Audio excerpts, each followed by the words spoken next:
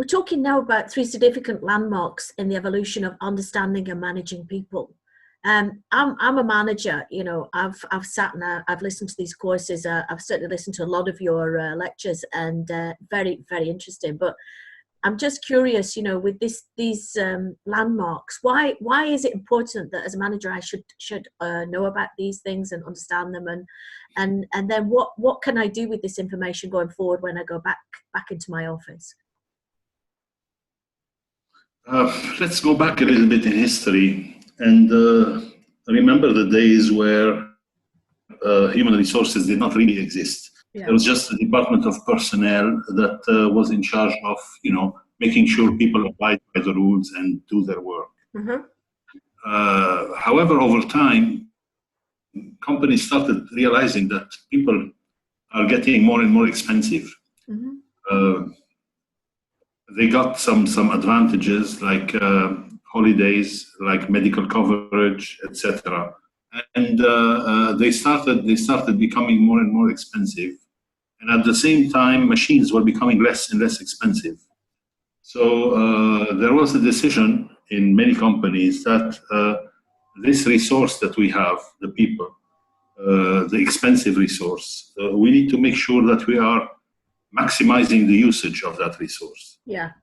So the first idea was to basically put it under control and push it towards more results. Mm-hmm. And they applied on it the military approach, the army approach. Mm-hmm. And this is why most of the early days human resources managers were people retired from the army. Of course, this approach did not really succeed with time because people started asking for, you know, a real structure, or they wanted to understand why they were asked to do that. They wanted to have an idea how they can evolve within the company. Mm-hmm. So companies then went from one extreme to another, and from the army approach, they went to a psychological approach. Okay. And they brought in psychologists. And again, I mean, because it was the other extreme, also it faded after some time, because psychologists are very nice with people, but they're not exactly, able to put the structures that are necessary and to put the rules that are necessary, and to sometimes take the hard decisions that are necessary. Uh-huh. So ultimately, people started thinking of ways of mixing both approaches. Mm-hmm. One structured approach, fairly strict, together with a nicer approach, which would understand people and try to create a certain ambiance for them where they can progress and they can give good results. Yeah. So one of these approaches, the most famous probably at that time, was Douglas McGregor's approach, mm-hmm. which is the human relations movement. He categorized people into two groups. The first category is category X, to which theory X. And theory X says that people don't like work by nature. So if you want results, you have to force them into working.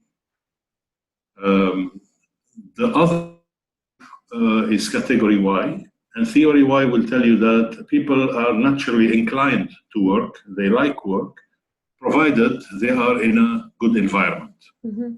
So you had to answer these two questions at the same time: people of the category X and people of the category Y. And this is why you had an approach that mixed between systems, structures, processes, and understanding people and managing people and getting close to them. Mm-hmm. That was the dawn of having the human relations. Yeah, well, I think we still have the theory X and the theory Y people in our teams even today. So in a way, I suppose we need to understand that basically this is how people can actually behave. Some don't want to work; they just literally want to take their salary, and others actually do want to work and they really like the environment they're in. And although now it is considered as being a bit simplistic, it's still valid in many ways. Of course, it's not only X and Y people. You have anything within X and Y in that spectrum. But understanding that you have people who do not like work, and you have at the other end people who like work, and anything in between will give you grounds for reflection and grounds for finding solutions if you get closer to people. And that's it. I mean, since then, people management became more and more sophisticated, and it is an essential part of leadership.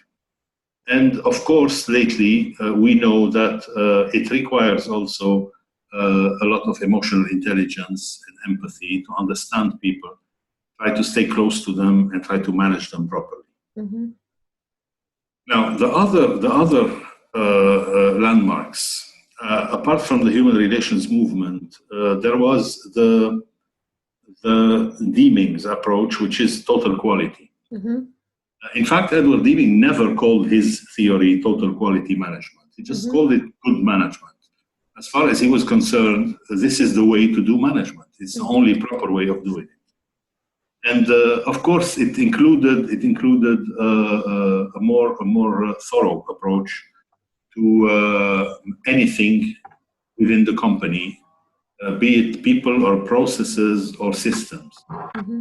His approach is to keep looking all the time, constantly, at ways and means of improving anything that's around you, especially the processes. He was behind the re-engineering idea, by the way, where you look at a process and you try to change it in such a way that it becomes quicker and leaner and faster, and of course more efficient. So what he suggested was mainly to try to do things right the first time. So there's no better think of things, prepare things, and make sure you get it right. Now, this applies, for example, with people, it applies to recruitment. Recruitment, if you have it right the first time, you save a lot in the end. If you keep losing the people that you hire, or you hire the wrong people for the job, it's extremely costly. Okay. So this is quite interesting. So really, even though these are things that have evolved over time, a lot of them actually still are quite significant, even in today's workplace.